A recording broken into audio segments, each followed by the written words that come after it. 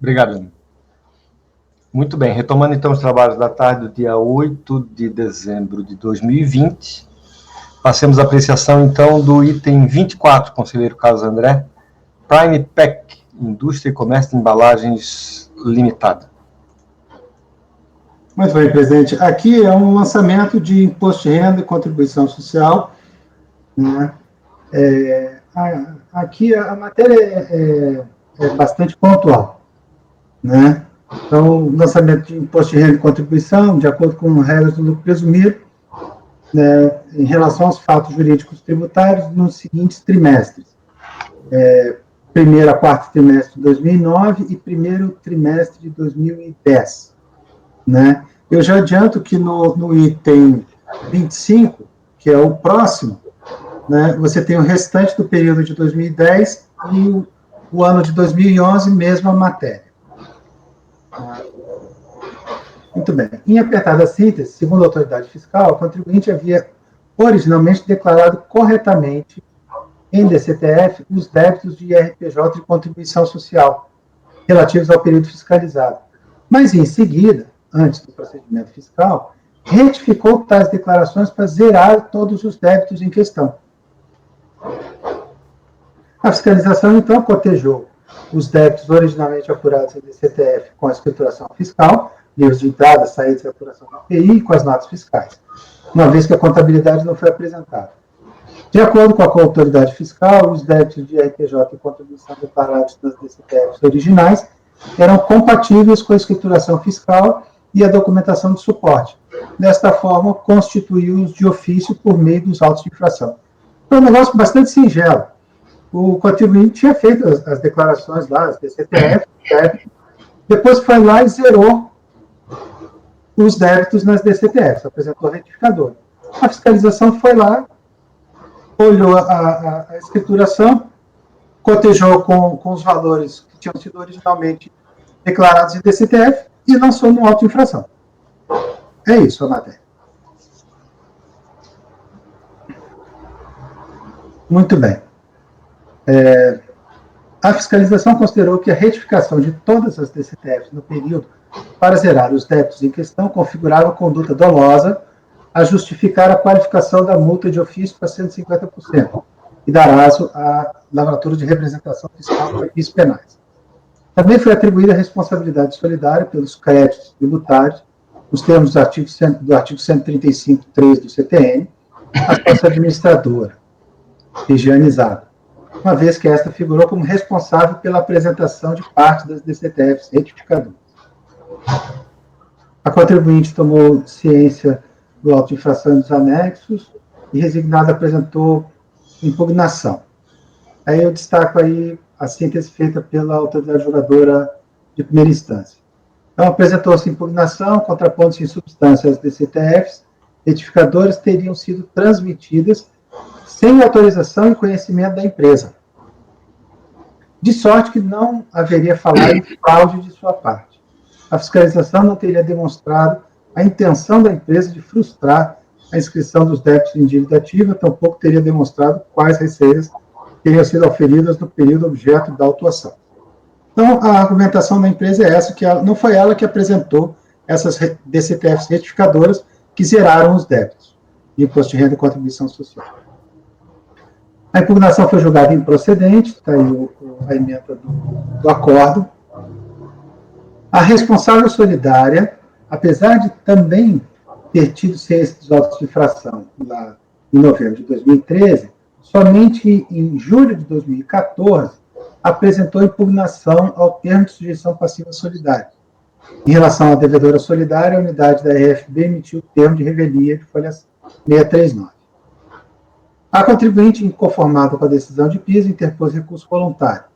Na peça recursal, trouxe as seguintes alegações: cerceamento do direito de defesa, né? Haveria cerceamento porque a fiscalização teria levado quase um ano e a defesa teve apenas o prazo de 30 dias para impugnar. Nulidade do auto de infração por vício material. Os autos de infração padeceriam de vício material, posto que a fiscalização teria entendido de afogadilho, ter havido sonegação, e baseou a autuação na Lei 837/90, que trata exclusivamente dos crimes contra a ordem tributária. Escorada na disposição do artigo 112 do CTN, aduziu que a fiscalização não poderia supor a ocorrência da infração. Ademais, a atuação estaria baseada na DCTF, criada por meio de instituição normativa e, portanto, ilegal. Responsabilidade pela infração, a recorrente alega que pode ter sido alvo de utilização indevida de seus certificados digitais ou vítima de fraude por terceiros, né, na entrega das DCTFs certificadoras. Conduta dolosa, não teria ficado demonstrado que a empresa teve a intenção de frustrar a inscrição nos débitos de dívida ativa da União ao transmitir DCTFs certificadoras, zerando os valores dos tributos. Ademais, o fato da contribuinte ter escriturado os tributos a pagar já seria suficiente para afastar a configuração de crime de sonegação. Ele pede a realização de diligência e exame de corpo de delito, né? A contribuinte reiterou que não ficou provado pela fiscalização a sua responsabilidade pela transmissão das DCTFs, eu cito aqui o trecho, e da indevida representação fiscal insurge contra a representação para fins penais. Então, esse é o relatório. Passando ao voto. Conforme visto, trata-se de lançamento de ofício de IRPJ de contribuição. Segundo a fiscalização, a contribuinte inicialmente havia declarado os débitos em DCTF, e em seguida apresentou DCTFs retificadoras, zerando os débitos de IRPJ de contribuição relativos ao período fiscalizado. Se diz que dentro da sistemática do lançamento por homologação, incumbe ao sujeito passivo apurar, declarar, antecipar o recolhimento dos tributos antes de qualquer procedimento de ofício por parte da administração. Entretanto, uma vez que a contribuinte procedeu à retificação das DCTFs com a supressão dos débitos de IRPJ e contribuição do período fiscalizado, tais débitos deixaram de estar regularmente constituídos. Em razão da ausência de constituição, segundo as normas do lançamento por homologação, a fiscalização procedeu ao lançamento de ofício destes por meio dos autos de infração ora combatidos. Impede destacar que o lançamento de ofício limitou-se a constituir os créditos tributários em valores equivalentes àqueles originalmente declarados pela contribuinte em DCTF, uma vez que tais valores foram confirmados pela escrituração fiscal e pelos documentos de suporte. É o que se pode verificar no seguinte texto do TVF, que não é contestado. Muito bem. Uma vez conhecida a matéria, atinente aos lançamentos que foram integralmente mantidos pela DRJ, passa a apreciação da matéria devolvida por meio do recurso. A partida, vale salientar que a devedora solidária não apresentou recurso voluntário. Aliás, em relação a ela, sequer estabeleceu-se contencioso administrativo, uma vez que sua impugnação foi intempestiva. Eu volto a citar aqui a questão da solidária. No caso, a peça de defesa apresentada pela devedora solidária não trouxe nenhuma alegação acerca da própria tempestividade. Portanto, tem como acertada a emissão por parte da unidade da RFB do termo de revelia. Essa também foi a conclusão do despacho decisório da RFB. Então, muito bem. Cerceamento do direito de defesa. Neste ponto, a recorrente pugnou pela nulidade do processo em razão do exíguo tempo da elaboração de defesa na fase impugnatória, 30 dias. Aqui eu não vou nem me deter, porque é o prazo legal, né, do PAF. Então, estou afastando essa arguição de nulidade. Nulidade do auto-infração por vício material. Neste ponto, embora o contribuinte refira-se à nulidade dos autos de infração, tem que as matérias lançadas dizem respeito ao mérito do lançamento de ofício, conforme passo a expor. Inicialmente, a recorrente asseverou que a fiscalização teria entendido, de afogadilho, que teria ocorrido sonegação fiscal e baseado no lançamento da Lei 8.137 de novembro. Aí está um trecho do recurso. Parece-me que há grande equívoco por parte da contribuinte. Equívoco, aliás, cometido de forma a tentar confundir o julgador administrativo, pois a fiscalização não sustentou os lançamentos tributários na Lei 837, e apenas mencionou fraude e sonegação como razão para a qualificação da multa, atribuição de responsabilidade solidária e lavatura da representação fiscal para fins penais. Então, se diz que o tributo não é sanção de ato ilícito, portanto, para realizar a constituição de ofício dos tributos, a fiscalização deve apontar a ocorrência dos respectivos fatos jurídicos tributários, e foi o que fez adequadamente a autoridade fiscal, conforme o termo de verificação, reproduzido aí em 2 parágrafos. Da mesma forma, a apuração dos montantes devidos e os respectivos enquadramentos legais estão devidamente especificados nos autos de infração reproduzidos, auto de infração de imposto de renda e de contribuição. Portanto, no lançamento dos tributos, a fiscalização apontou adequadamente a matéria tributável, o quanto devido e a fundamentação legal. Na sequência, a recorrente forte no artigo 112 do CTN alegou que a fiscalização não poderia simplesmente supor a ocorrência da infração. Então, está aí o trecho da peça recursal. Ora, a fiscalização não supôs a ocorrência de uma infração tributária.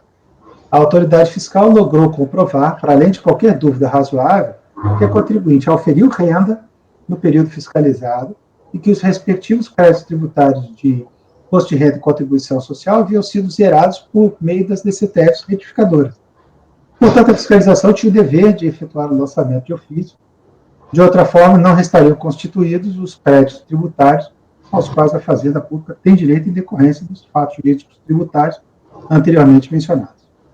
Ainda neste tópico, a recorrente surgiu contra o lançamento de ofício com base na DCTF, visto tratar-se de obrigação acessória, criada por meio de instrução normativa e, portanto, ilegal. Novamente, um trecho aqui da peça. Mais uma vez, a recorrente tenta obnubilar a compreensão dos fatos e do lançamento tributário. O lançamento de ofício não teve como base a DCTF. A fiscalização utilizou a escrita fiscal e as notas fiscais como elementos probatórios para identificar a ocorrência dos fatos jurídicos tributários e determinar as bases de cálculo de IRPJ e contribuição de acordo com a opção do contribuinte pelo lucro presumido. O que a fiscalização constatou com o procedimento acima foi que os montantes originalmente declarados pela DCTF estavam de acordo com a escrita fiscal. Portanto, efetuou a constituição de ofício de valores equivalentes àqueles declarados nas DCTFs originais, antes de serem zerados pelas retificadoras. Descabe, portanto, neste ponto, qualquer digressão acerca da validade da norma que instituiu a DCTF, bem como seus efeitos para a constituição dos créditos tributários dentro da sistemática do lançamento por homologação. Então, voto nesse ponto por negar provimento ao recurso voluntário. Responsabilidade pela infração, que talvez seja a parte, vamos dizer, central.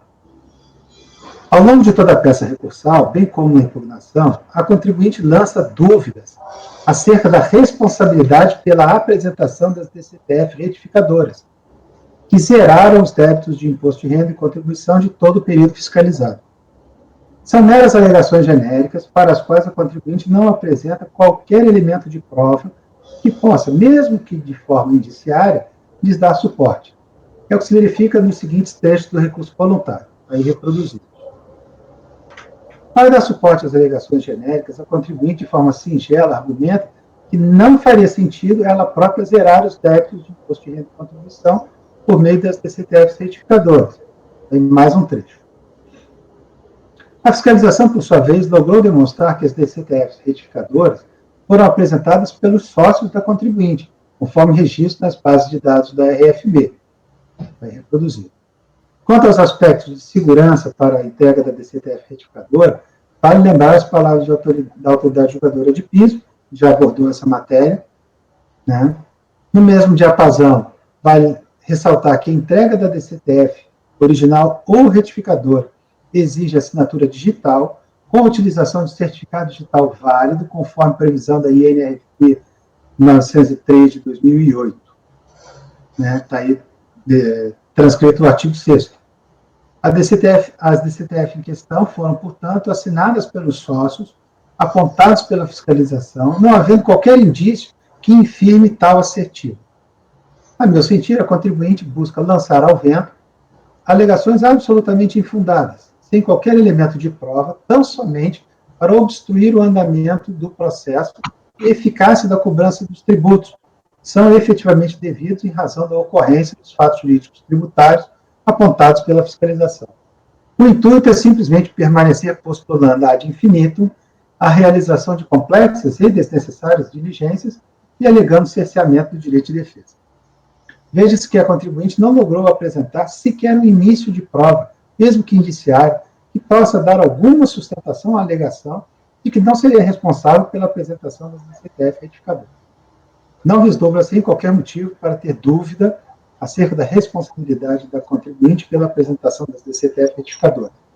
Ademais, o proveito ilícito da supressão dos débitos de IRPJ contribuição é evidente e favorece a contribuinte.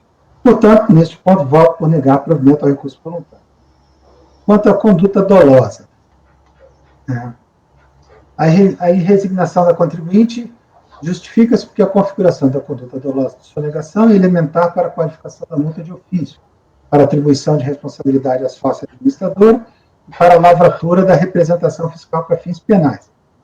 A questão foi abordada pela fiscalização nos seguintes termos, eu reproduzo.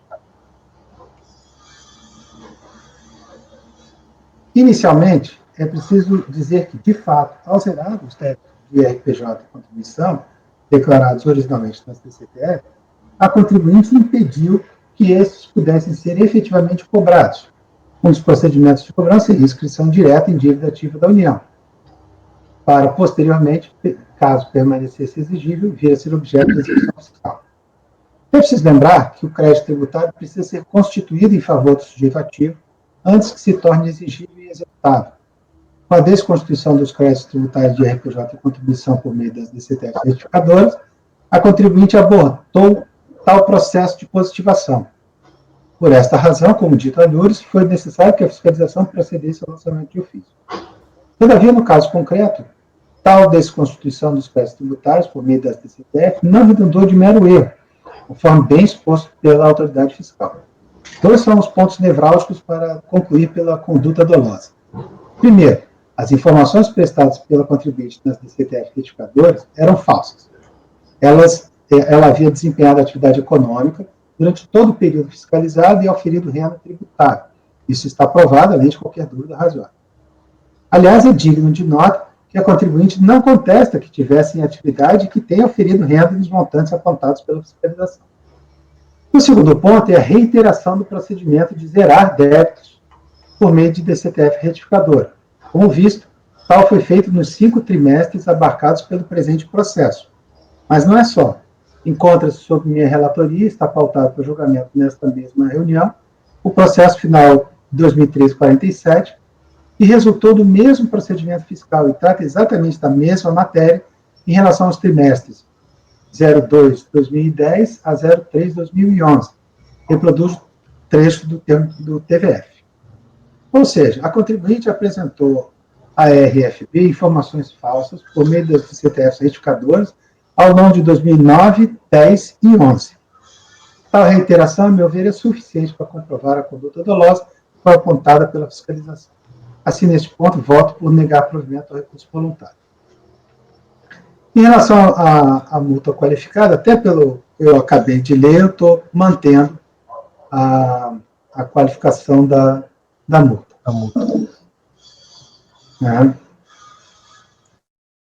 Em relação à diligência e exame de corpo de delito, que é a primeira vez que eu vejo pedido num processo nosso,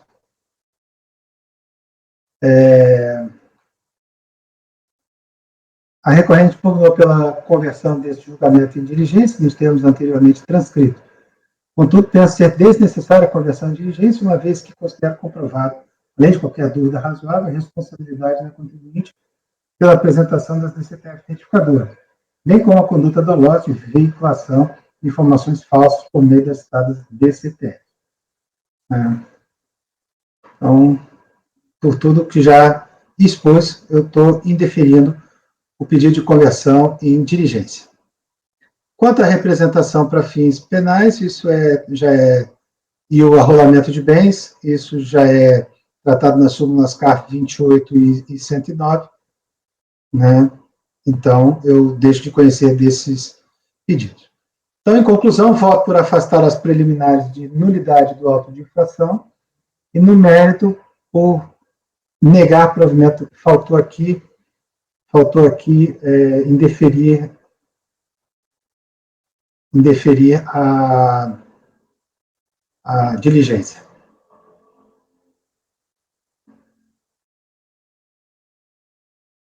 Então, voto por afastar as preliminares de nulidade dos autos de infração, indeferir a conversão em diligência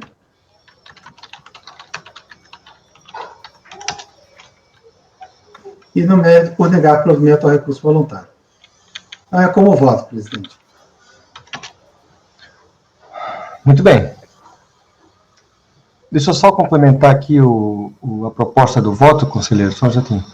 Bastar a adição de unidades de auto-infração, indeferir o pedido de perícia. Tá. Então, o voto é por conhecer em parte do recurso, na parte conhecida, afastar a adição de unidades de auto-infração, deferir o pedido de perícia e, no mérito, negar provimento ao recurso voluntário. Doutor Camerano, lembrando que esse voto, essa decisão vale para o processo item 25, que é idêntico a esse, só muda os períodos de apuração, tá? Então, estão votando os dois em conjunto, tá ok? Sim, senhor. Se vocês quiserem dar uma olhadinha no voto do conselheiro item 25, bom, está aí à disposição, né? Se tiver alguma coisa a colocar, por favor. Doutor Camerano. Acompanho o relator, presidente. Doutor Daniel. Presidente, não há muito o que falar, é típico caso que, de certa forma, leva a descrédito, às vezes, e críticas ao processo administrativo fiscal. Estamos falando aqui no lançamento de 2013, né? São razões de impugnação e recurso absolutamente protelatórias, prova em conteste do ato doloso de suprimir tributos, enfim, é o típico caso que a gente tem que execrar realmente. Eu acompanho o relator. Ok. Doutora Luciana. Voto com o relator, presidente. Doutora Letícia. Com o relator, presidente. Então, temos por unanimidade de votos, conhecer em parte do recurso, na parte conhecida, afastar a arguição de nulidade dos autos de infração, indeferir o pedido de perícia e, no mérito, por negar provimento ao recurso voluntário. Lembrando, novamente, vale para os itens 24 e 25, ok? Agora vamos dar um descanso para o doutor Carlos André, recuperar o fôlego, na verdade, e vamos passar ao item 26, conselheira Letícia, Tu Star Câmbio e Turismo Limitado. Só verificar que está aberto.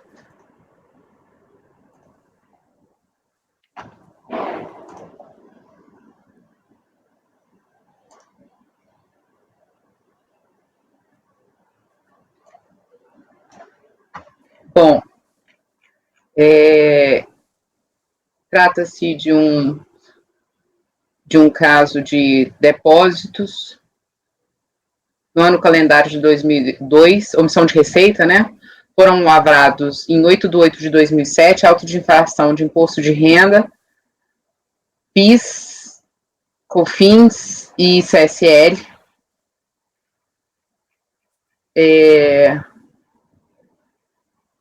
São as omissões de depósitos bancários não contabilizados, foram constatados na conta corrente mantida no Unibanco, não contabilizados na escrituração da contribuinte. Quando da manifestação de inconformidade, foi arguído a questão dos depósitos, que não seria suficiente para caracterizar a omissão de receita, que a multa seria um percentual abusivo, que foi 75%. Com relação a provas, teve um pedido de diligência que foi negado e foi mantido auto em toto. Quando do recurso, a única coisa que foi arguído foi essa questão dos depósitos, que a omissão de receita não seria fato gerador de imposto e que estavam decaídos. O item 2 do auto de infração, pois a data do vencimento da obrigação era janeiro de 2002, tendo o contribuinte tomado ciência do auto em 8/2007, e que foram recolhidos imposto de renda e contribuição social sobre o lucro. Bom, com relação à questão de depósitos bancários e omissão de receitas, esse voto já é conhecido da turma. Aqui eu estou citando a 9.430, que existe a presunção, e a súmula CAF 26, que é a presunção estabelecida, dispensa o fisco de comprovar o consumo da renda representada pelos depósitos bancários sem origem comprovada. Com relação à decadência, apesar de não ter sido arguída essa matéria quando da manifestação de inconformidade, Sendo matéria de ordem pública, eu avalio que ela pode ser arguída a qualquer momento, e eu estou considerando atingidos pela decadência as competências anteriores a agosto de 2002, até porque houve o pagamento de imposto de renda e contribuição social. Não foi feito o pagamento da totalidade, obviamente, porque existiu essa omissão de alguns depósitos bancários. Aqui eu peço, inclusive, a ajuda dos senhores, porque ele está se referindo só no recurso ao anexo, ao item 2 do auto de infração. Aí eu tô em dúvida com relação só à questão dos lançamentos, se é só o imposto de renda e a contribuição social, ou se está abarcando os demais tributos. Esse pedaço realmente eu não consegui. O quê? Questão da decadência? Não, ela pegaria todos. Pegaria todos, né, Camerano? Sim. É o que eu coloquei aqui. Ele está falando que seria o item 2 do auto de infração, mas eu estou colocando todos os tributos. Isso é lucro real anual, trimestral, o que é presumido? Eu acho, eu até coloquei aqui.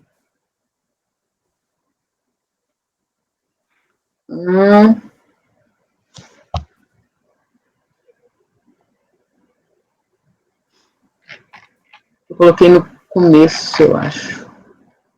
Deixa eu ver.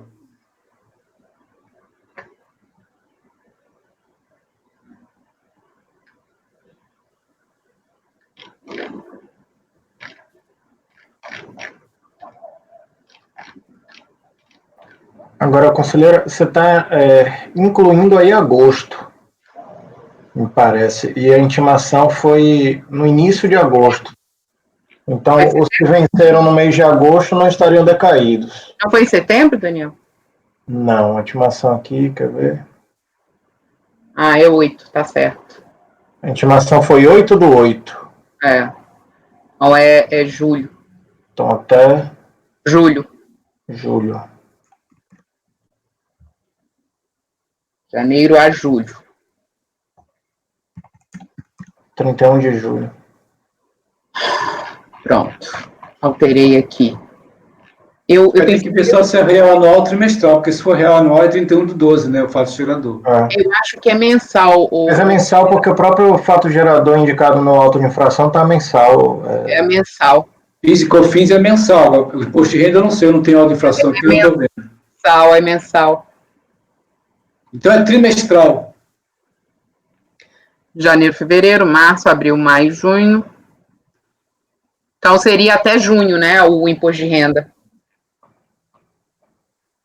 Deixa eu ver aqui.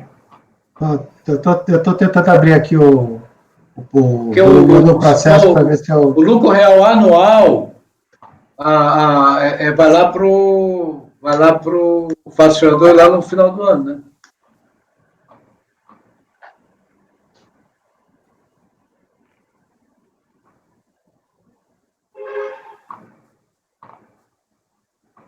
Na ementa eu coloquei certo, Daniel. Eu botei... O erro foi de ter considerado 8 como... Mas na ementa está correto. O problema aqui é que ele tem... O IRPJ está com fato gerador só 30 de junho de 2002 para o depósito bancário.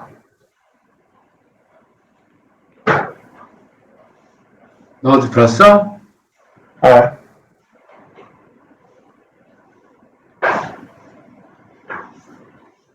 IRPJ, a missão, ele está colocando 30 de junho apenas.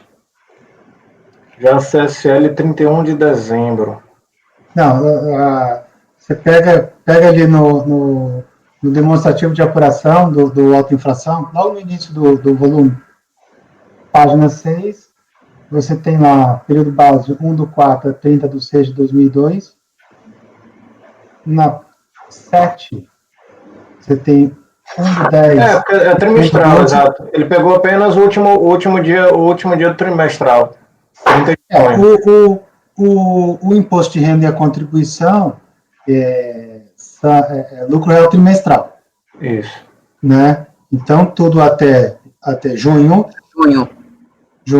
foi. Né? PIS e COFINS aí são mensais, né? Quais trimestres que ele lançou? Oi? Se eu deixar de janeiro a julho de 2000... Ele lançou que trimestre? De IRCS só o segundo trimestre. Não, o segundo e o quarto. De IRCS? Sim. Terceiro e quarto? Não, página 6 tem só 30 de junho. E o quarto também, de CS, 30 de 12. Isso, na página seguinte. E a RPJ, contribuição social, segundo e quarto trimestre? Isso. 2002? Isso. Então, o fato gerador no segundo trimestre é 30 de junho de 2002. Isso, estaria decaído. Outro lá é 31 de 12 de 2002. Ele tomou ciência do lançamento que ano, Letícia? 8 de agosto de 2007. 8 de agosto de 2007. Então, nós temos junho de 2012, 13, 14, 15, 16, 17. Seria 2007. 30 de junho de 2007. Então, segundo trimestre caiu. Isso. Né? O quarto trimestre ficou. RCS, sim. 2002, sim. Teve RPJ também? Teve. Então, ficou o quarto trimestre de RPF e RPJ de contribuição social, não é isso? E PIS e COFINS. PIS e COFINS é mensal, aí é outro cálculo. Aí é outro cálculo. Preciso fazer essa diferenciação no... Isso, precisa. Isso. IRCS, o lançamento até junho de 2002, e PIS/COFINS até 31 de julho de 2002. É isso aí. Ok, vou colocar.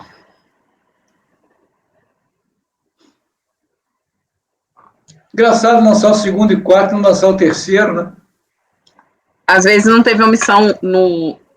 Pode ser, é difícil, né? Mas pode... É depósito de origem não comprovada, né? Depósito de origem não comprovada.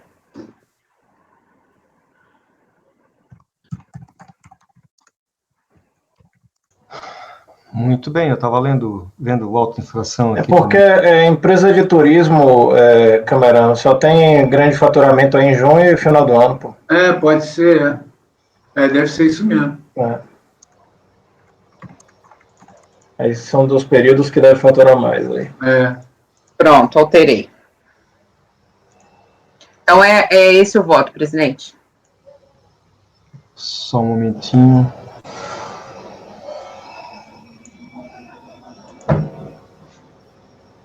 Tá, então você está dando provimento parcial, né? Declarando a decadência dos fatos geradores ocorridos até o segundo trimestre de 2002. Não, até... O imposto de renda e a contribuição social. O imposto de renda e contribuição social. Para o PIS e COFINS é mensal. PIS e COFINS de janeiro a junho, né? Julho. Mas vamos lá, para a gente simplificar, se a gente colocar a decadência dos tributos cujos fatos geradores aconteceram até 31 de julho de 2002, resolve a situação. Porque aí pega o trimestral de IRCS e pega o mensal de PIS e COFINS. Que foi mais ou menos o que eu fiz aqui. Resolve, entendeu? Pode ser também. Tá bom. Então, fatos geradores ocorridos no período de janeiro a 31 de julho de 2002. Ok? Ok. Doutor Camerano. Acompanho a relatora, o voto. Doutor Daniel. Com a relatora, presidente. Doutor Carlos André. Com a relatora. Doutora Luciana. Acompanho, presidente, a relatora. Também acompanha a relatora, então temos, por unanimidade de votos, dar provimento parcial ao recurso para reconhecer a decadência dos tributos exigidos até 31 de julho de 2002. Depois a gente acerta essa redação aqui, tá ok? Presidente. Diga, meu caro. 31 de julho é o PIS e COFINS, é isso? Mas é isso que a gente falou, Câmara. Se a gente colocar, declarar decaídos os tributos cujos fatos geradores ocorreram até 31 de julho, a gente está abarcando tanto imposto quanto contribuições. Tá, porque o situações, segundo trimestre vai 30 de junho, né? E vai 30 de junho, ó. Depois a gente ajusta essa redação, Tá mas bom, todos entenderam. Resolve os dois para evitar dividir ainda, né? Aham. O fato é que está sendo reconhecida a decadência até os 5 anos anteriores à entrega da autoinfração, né? A ciência da autoinfração, tá? Sim. Se deu em agosto de 2002. Ok? Depois a gente ajusta isso aqui. Da melhor forma possível. Vamos lá. Então, item 26, ok. Item 27, gente. Da minha relatoria. Recorrente JB de Oliveira Gás.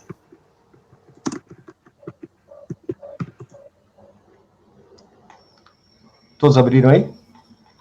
Não, senhor, peraí que eu vou... Tá, ok. JB de Oliveira, 2020. Isso é um caso sério. A pasta T de vocês está muito lenta hoje ou é só a minha? Letícia, tá tudo muito lento hoje. Eu, para abrir processo aqui, qualquer coisa, tá danado, viu? Tá, né? Tá bem lento as coisas. Eu até mudei para 5G aqui para ver se melhorava, mas... Eu tô na 5G e tá lento do mesmo jeito. Enfim, não sei quanto aos outros, mas... Posso começar, gente? Ok. Então, aqui nós temos um autoinfração, IRPJ, CSL, PIS e COFINS. Os 3 últimos tributos exigidos de forma reflexa as infrações apontadas para o primeiro, no caso do IRPJ, tá? De acordo com a descrição dos fatos, enquadramento legal, constando os respectivos auto-infração, o lançamento decorreu de omissão de receita, que se apurou do cotejo entre o livro de apuração do CMS, informes de econômico fiscais da Cefaz Pernambuco, e a de PJ do ano calendário objeto da autuação, que é 2002.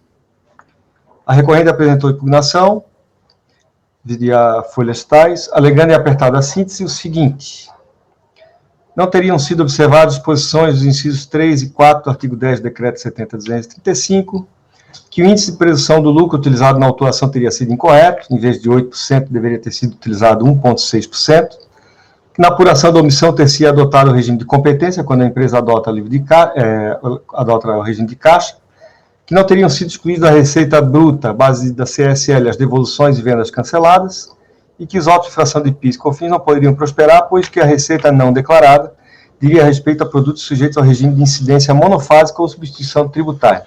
No caso aqui, um posto de gasolina, né? Então ele está se referindo ao combustível, tá? Eu convidaria vocês aí direto por voto.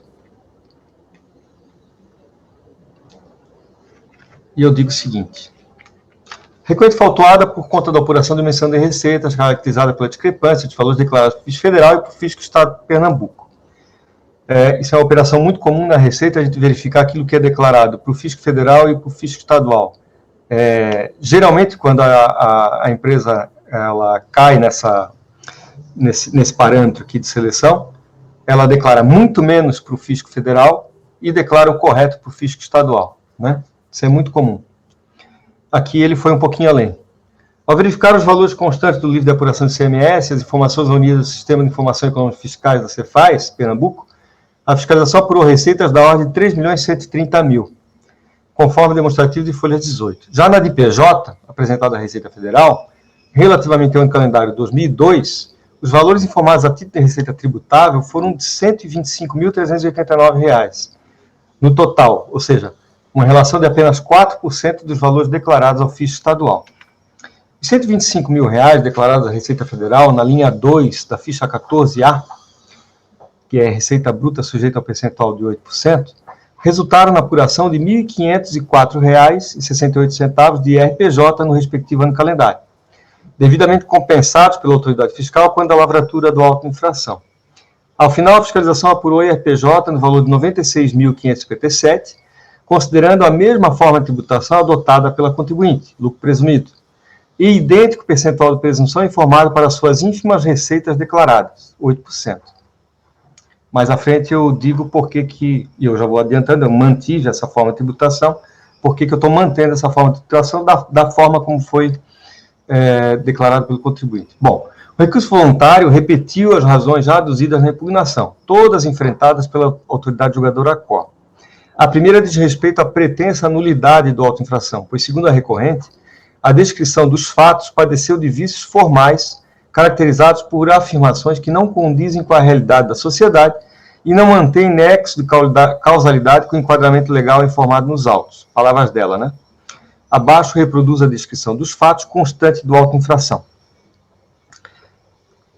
O que diz lá? Receita da atividade escriturada ou não declarada, apurada conforme relatório em anexo, elaborada de acordo com a documentação apresentada pelo contribuinte, livro de apuração do ICMS, e os informes econômicos fiscais da Cefaz, cujos valores não foram informados na DPJ no calendário de 2002, motivo pelo qual está sendo lavado o presente da auto-infração.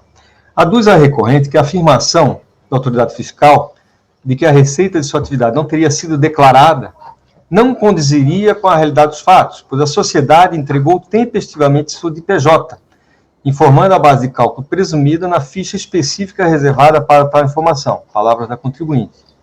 Além do mais, em relação às informações obtidas do fisco estadual, a recorrente argue a sua inadmissibilidade, qualificando-as de prova emprestada, entre aspas, porque são palavras da contribuinte, tá? Primeiramente, em relação à receita informada, como vimos acima, representa somente 4% dos valores declarados ao fisco de Pernambuco, portanto, um valor irrisório. Então, se alguém faltou com a verdade, não foi a fiscalização, mas sim a própria recorrente, ao declarar valores muito inferiores àqueles informados ao Estado de Pernambuco. Quanto à utilização das informações obtidas junto ao fisco de Pernambuco, primeiramente há uma impropriedade nas alegações da recorrente, pois não se trata, no caso, de prova emprestada. Trata-se, isso sim, de exemplo de informação compartilhada entre os entes tributantes da Federação, conforme expressa a autorização legal, no caso, o artigo 199 do CTN. O Regulamento do Imposto de Renda, editado pelo Decreto 3.099, em seus artigos 911 e 936, também autoriza a utilização das informações disponíveis nos livros e documentos exigidos pelos demais entes da Federação, além de permitir ao Fisco Federal solicitar os dados e os esclarecimentos necessários à consecução de suas atividades fins. Portanto, perfeitamente legal a prova emprestada, entre aspas, e inexistente qualquer ilicitude na sua utilização. Ademais, a partir do momento que apresentadas ao contribuinte, como no caso do auto-infração, abre-se oportunidade para o contraditório e ampla defesa, que se inaugura com a impugnação ao lançamento. Também se alega que o enquadramento legal adotado estaria incorreto, eis que apontaria uma alíquota aplicável sobre a receita bruta para a determinação da base de cálculo, incompatível com a atividade preponderante desempenhada pela contribuinte, no caso, a comercialização de combustíveis e lubrificantes, a qual se aplicaria o percentual de 1,6% e não de 8%, como adotado pela autoridade fiscal. Neste ponto, me alinho com o decidido pelo acordo recorrido, que assim dispôs. O que diz o acordo recorrido? A alíquota que se aplicou na presunção do lucro condiz com a diversidade de produtos comerciados, ou seja, diferentemente do que se alegou, a atividade comercial, em caso, não se restringe a receitas de derivados do petróleo, o que se verifica nas notas fiscais trazidas à colação. Particularidade afirmada, inclusive nas impugnações dos autos de infração do PIS e da COFINS. Ressalta-se que na DPJ do ano da autuação também se adotou a alíquota de 8%. Essa questão está contida na discussão do mérito e será melhor analisada em ponto específico. Por enquanto, o discorrido até aqui é suficiente para afastar a arguição de nulidade do auto-infração nos termos em que é atacado pela recorrente. No mérito, além do questionamento a respeito da alíquota de presunção aplicável, se 1,6% ou 8%, argue a recorrente que a fiscalização não teria levado em conta, na apuração da base de cálculo da CSL, as vendas canceladas e respectivas devoluções. Ainda que a fiscalização não teria respeitado o regime contábil de caixa, regularmente adotado pela contribuinte, ao utilizar os dados oriundos da Secretaria de Fazenda do Estado de Pernambuco, que estariam escriturados de acordo com o regime de competência. Por derradeiro, em relação ao PIS e a COFINS, alega que os produtos por ela comercializados estariam sujeitos ao regime de incidência monofásica ou substituição tributária. A matéria de direito não demanda maiores digressões de ordem teórica, pois as normas aplicáveis são bem claras. Entretanto, para sua aplicação, as questões de fato devem estar perfeitamente delineadas e comprovadas. Primeiro ponto diz respeito à receita omitida. A fiscalização apontou uma omissão ao Fisco Federal de 96% da receita declarada ao Fisco Pernambuco. A recorrente, em momento algum, contesta a validade dos valores informados ao Fisco Estadual. Preferiu-se contrapor a sua utilização por parte da Receita Federal, arguindo a sua inadmissibilidade por considerá-la prova emprestada. Já vimos que tal discussão é etérea e descabida, portanto, a encerraremos por aqui. Assim, não há dúvida nenhuma em relação aos valores omitidos. O segundo ponto, que diz respeito à alíquota de presunção do lucro, também depende essencialmente do suporte probatório para o seu acatamento. Isso porque os únicos valores declarados pela recorrente a título de receita oferida na DPJ o foram na linha 2 da ficha 14A, que é a receita bruta sujeita ao percentual de 8%, e ainda assim em montante irrisório, apenas 4%. Abaixo reproduz a ficha 14A relativa ao primeiro trimestre, apenas para exemplificar o relatado. O modo como foi declarado nos outros trimestres é o mesmo, tá? Do que está espelhado aqui nessa ficha 14A do primeiro trimestre. Então vejam que ele declara apenas R$27 mil no primeiro trimestre, na linha dos 8%, tá? E apura lá embaixo o valor do imposto relativamente a esses R$27 mil, considerando os 8%, aplicado depois os 15% em cima, tá ok? Bom, ao alegar que sua atividade preponderante é o comércio de combustíveis e lubrificantes, sujeito, portanto, à alíquota de presunção de 1,6%, a recorrente deveria trazer aos autos provas de que a respectiva receita tem efetivamente essa natureza. Entretanto, juntou aos autos notas fiscais esparsas, maioria legível, que atestam a venda de combustíveis, lubrificantes e outros produtos, a exemplo de filtros, estopas, etc. Ainda, conforme ela mesma informa em seu recurso, efetua também a comercialização de refrigerantes, cigarros, salgadinhos. Palavras dela, tá? Ou seja, possui efetivamente uma atividade diversificada. Nestes casos, mesmo que o senso comum indique que a proporção relativa à venda de combustíveis e lubrificantes possa vir a ser maior do que a apurada para os demais produtos comercializados, há exceções, e que surge a necessidade de os contribuintes segregarem as receitas, de acordo com a forma de tributação condizente a cada um. No caso dos autos, isso não foi feito em momento nenhum pela recorrente. Assim, absolutamente correta a assertiva constante da decisão recorrida a respeito, que reproduzo abaixo. Tá? A regra é clara. Não estou parafraseando ninguém, tá? Por favor.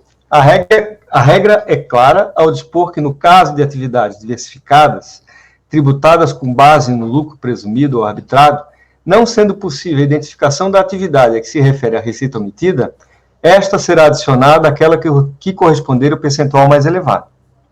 Vejam que o caminho foi dado à recorrente pelo acordo ACOR, para comprovar o direito alegado.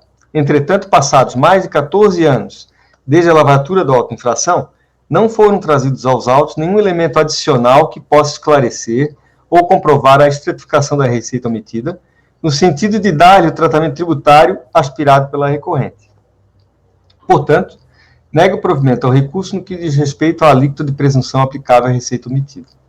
Com relação à alegação de que não teria sido respeitada a sua opção pelo regime de caixa, também não vejo como lhe dar guarida. A fiscalização, através do termo de início de fiscalização, de folhas 10, solicitou os seguintes livros e documentos. Está aí reproduzido o termo de início. Constato nos autos que foram apresentados pela recorrente tão somente os seguintes livros e documentos.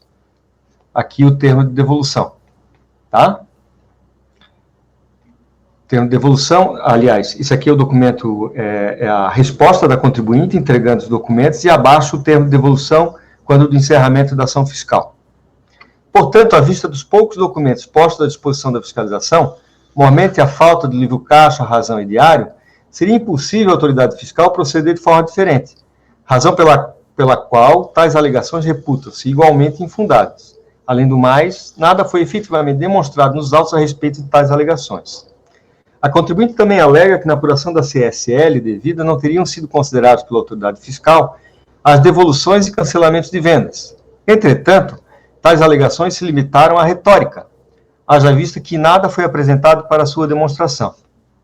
Finalmente, em relação ao PIS e a COFINS, também me coaduno com os fundamentos posados na decisão recorrida, abaixo reproduzidos. As palavras falam por si e estão coerentes com tudo que discorrido nesse voto. Até aqui, não havendo nada a se acrescentar. Nego o provimento ao recurso também neste ponto. Só para que fique registrado o que constou da decisão recorrida, então. Quanto ao PIS e a COFINS, não há a acatar as contraposições de antemão, porque não se demonstrou qual parcela do faturamento teria sofrido tributação monofásica e qual parcela teria sido tributada pelo regime de substituição. Efetivamente, não se trouxe nenhum elemento probatório a dar suporte ao que se alegou, nem ao menos, verbo e graça, notas fiscais de entrada. Então, essa é a fundamentação do acordo recorrido. Por todo exposto, voto por afastar a arguição de nulidade do auto-infração e, no mérito, nego provimento ao recurso. Tudo quanto foi falado em respeito ao IRPJ deve ser considerado igualmente em relação a CSL, PIS e COFINS, haja vista a sua íntima relação de causalidade. Aqui, gente, não se desconhece que é um posto de gasolina, não se desconhece que a maior parte da receita de um posto de gasolina é a venda de combustível, só que a questão é puramente probatória. Tá? Se ele tivesse trazido aos autos, depois da decisão recorrida, algum indício de prova, eu teria baixado de diligência para que isso fosse constatado. Mas ele ficou na retórica. Reproduziu a impugnação no recurso voluntário, né?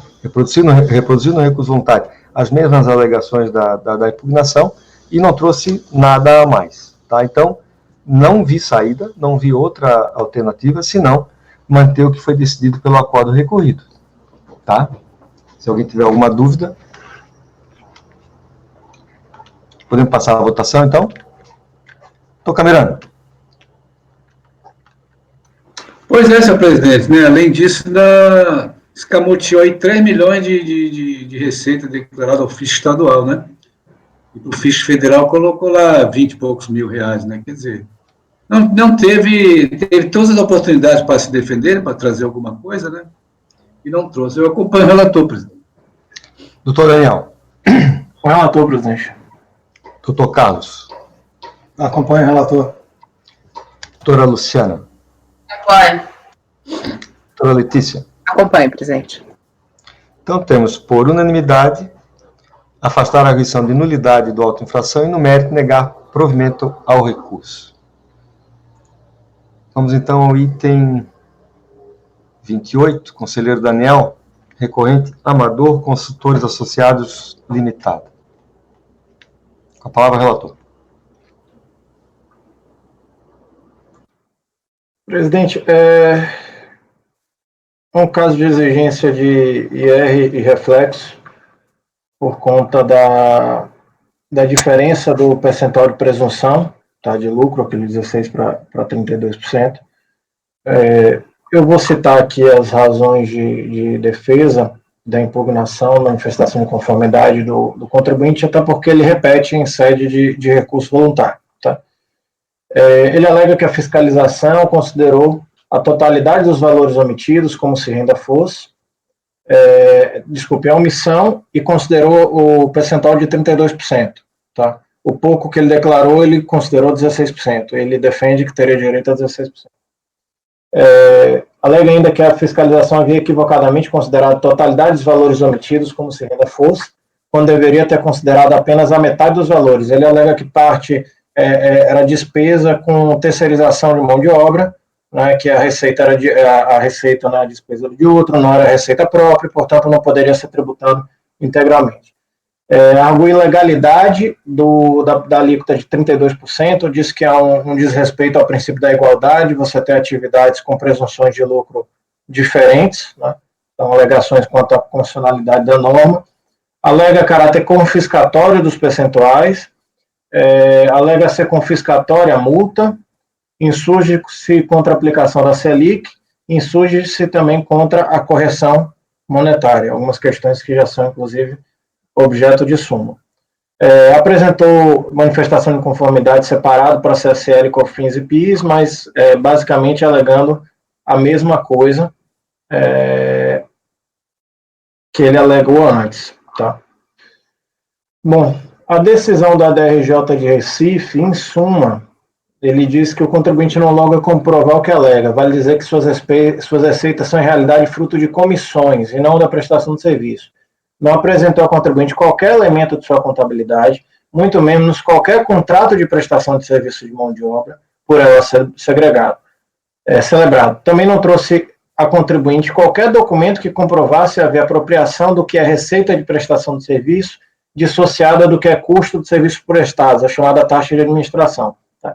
Então, assim, em suma, ele alega uma série de matérias de inconstitucionalidade e legalidade, e quanto ao objeto da prestação de serviço dele, ele não traz prova absolutamente nenhuma. E as poucas notas que ele traz aos autos, na verdade, mostram um serviço único de prestação de serviço. Ele não faz essa segregação do que seria a taxa de administração, o que é a receita dele e o que é que seria aí de cessão de mão de obra. Tá? Então, basicamente, uma questão probatória.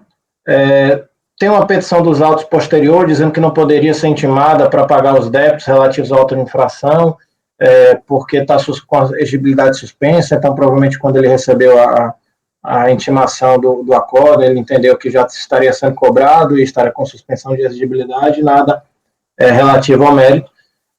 E, em suma, presidente, passando ao voto, eu estou mantendo a decisão recorrida pelos próprios fundamentos, tá? Ele não trouxe absolutamente nada novo nos autos.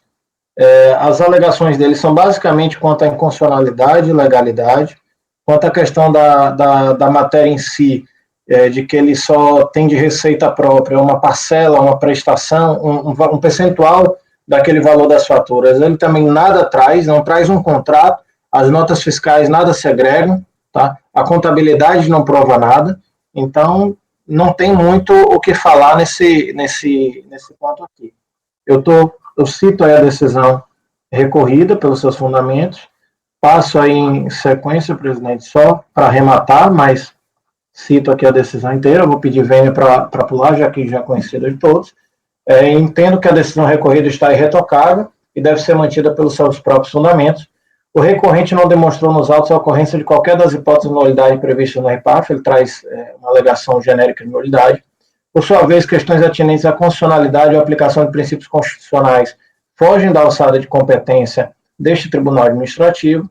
Com relação ao juro Selic, aplico a súmula CARF 108.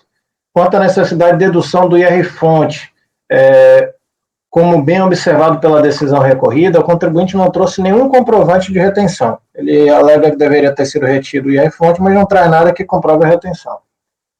Em que pese discorde da decisão recorrida na afirmação de que apenas o comprovante de rendimento seria hábil, este Conselho tem a jurisprudência majoritária no sentido que, na ausência do referido comprovante, compete ao contribuinte promover a prova cabal da retenção, do recebimento e do oferecimento do IR-fonte à tributação. E o contribuinte não trouxe nenhuma prova e não se desincumbiu do ônus probatório que lhe competia. No mérito, a tese defensiva circunda basicamente na impossibilidade de cobrança de imposto sobre a totalidade das receitas, defendendo que constitui-se como receita tão somente a alegada taxa de administração.